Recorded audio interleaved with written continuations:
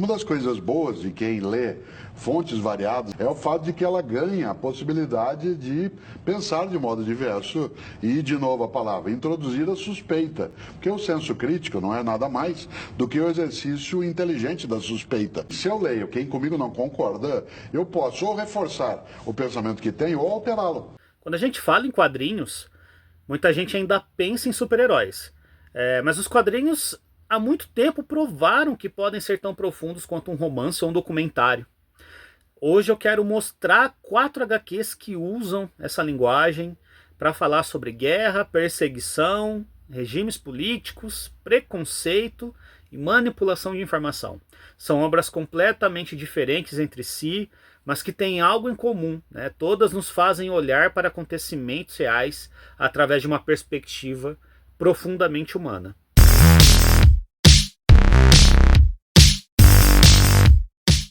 Antes de começar, vale esclarecer uma coisa, né? Quando eu digo quadrinho político, eu não estou falando de HQs que tentaram convencer você a votar em alguém ou defender um partido. Quadrinhos políticos são histórias que discutem relações de poder. Fala sobre guerra, governo, autoritarismo, direitos humanos, preconceitos, ocupações militares, revoluções, e como tudo isso afeta pessoas comuns, né? Em outras palavras, usam personagens e narrativas que explicam acontecimentos históricos e sociais de uma forma muito mais próxima do leitor. Eu vou começar aqui falando de Persépolis, né? Persépolis é uma autobiografia em quadrinhos, escrito pela Marjane Satrapi. Ela conta a história dela de adolescência durante um dos momentos mais importantes da história recente do Irã, a Revolução Islâmica de 79. A narrativa é interessante porque a Satrapi não narra os acontecimentos como uma historiadora, ela narra como se fosse uma criança. Enquanto o país dela muda completamente ao redor dela, ela está tentando entender esse mundo, descobrindo sua identidade, lidando com escola, família, amizade, principalmente percebendo como as decisões políticas passam a controlar até as pequenas coisas da vida. A obrigatoriedade do véu, a censura, a repressão e o medo deixam de ser conceitos abstratos. Eles aparecem na rotina da protagonista. A Marjane viveu esses acontecimentos. Mais tarde ela deixou o Irã, passou a morar na Europa, o que permitiu que ela contasse essa história olhando tanto para dentro quanto para fora dessa realidade, né? E por que ela é uma HQ política? Que ela mostra como a revolução transforma completamente uma sociedade. Não através de líderes políticos, né, mas através da vida de uma menina. É uma história muito emocionante, muito tocante, né? Infelizmente a Marjane faleceu esse ano e foi uma surpresa para todo mundo. E ela deixou uma obra atemporal. Ah, les synonymes de liberté. Sortez tout en rang. Plus vite. Se existe uma HQ que mudou definitivamente a forma como o mundo enxerga os quadrinhos, foi Maus, do Spiegelman. Foi a primeira história em quadrinhos a receber um prêmio Pulitzer. A narrativa acompanha o Vladek Spiegelman, que é o pai do autor, então, que é sobrevivente do Holocausto, né? Ao longo do livro, o Art, né, que é o narrador, ele entrevista o próprio pai, tentando reconstruir a trajetória dele durante a Segunda Guerra Mundial. O recurso visual mais famoso, né, usado para construir esses grupos étnicos são os animais, né? Então, os judeus são ratos, os nazistas são os gatos e os poloneses aparecem ali como porcos, né? Esse estilo parece simples, mas se cria uma linguagem simbólica extremamente poderosa e extremamente chocante, né?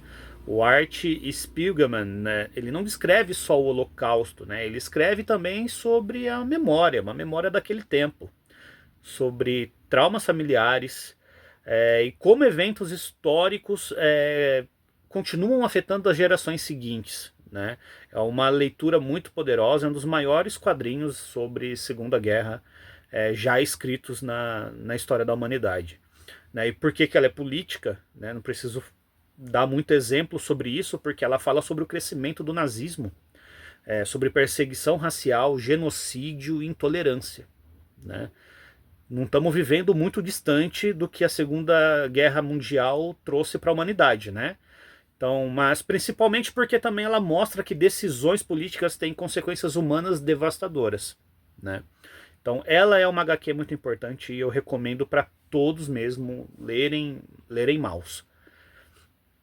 Outra HQ muito importante sobre ocupação é a Palestina, uma nação ocupada do Joe Sacco, né? Talvez a obra mais jornalística dessa lista, uma das mais jornalísticas que eu já li em todos os quadrinhos que eu já li na minha vida. O Joe Sacco, ele é jornalista e isso muda completamente a forma como ele faz quadrinho, né? Em vez de ele criar personagem fictício, ele mesmo viaja nessas zonas de conflito. Ele entrevista moradores, ele registra depoimentos, ele transforma tudo numa reportagem desenhada. A narrativa, ela mostra a realidade vivida por palestinos durante a ocupação israelense. Mas o foco não está em explicar as estratégias militares, né? O foco está nas pessoas, nas famílias, nos refugiados, né? Nos relatos que vivem diariamente sobre essa tensão e as suas devidas consequências, né?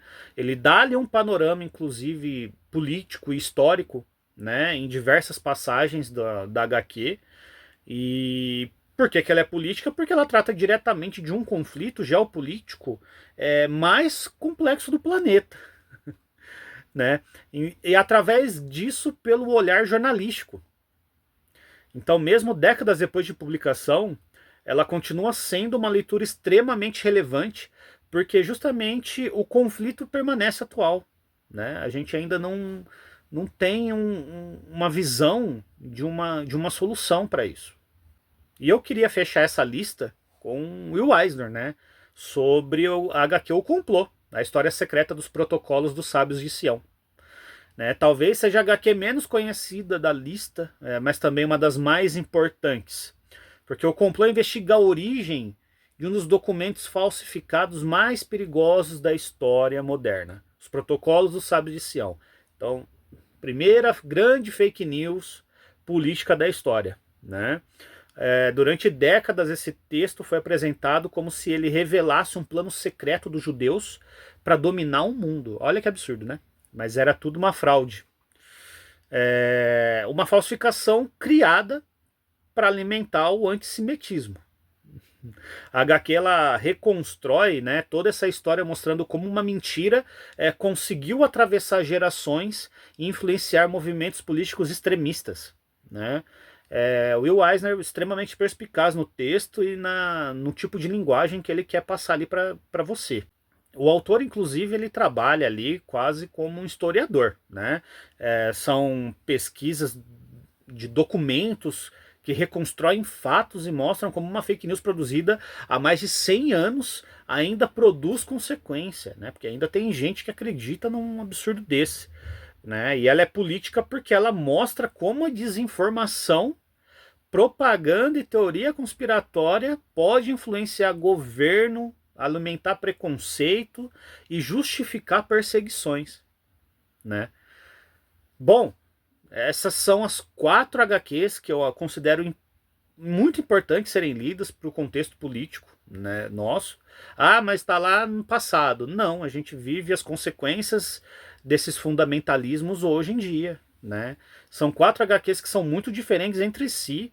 Uma é autobiografia, outra é memória familiar, uma é um texto jornalístico, né? A outra é uma pesquisa histórica em forma de um quadrinho, né? E todas elas provando uma única coisa, que os quadrinhos são uma linguagem poderosa para entender o mundo.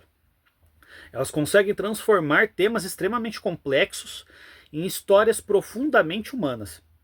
Talvez seja exatamente isso que torna essas obras tão importantes, né? Elas não apenas contam o que aconteceu, né? Elas tentam ajudar a gente a entender exatamente como essas coisas chegaram no momento político que elas precisavam chegar. Né? Quando uma HQ consegue fazer isso, né, ela deixa de ser apenas entretenimento. Ela passa a ser um documento histórico, né? Então, queria saber de vocês aí qual desses quadrinhos vocês já leram, né? Se tem alguma HQ política que ficou de fora, merece estar nessa lista.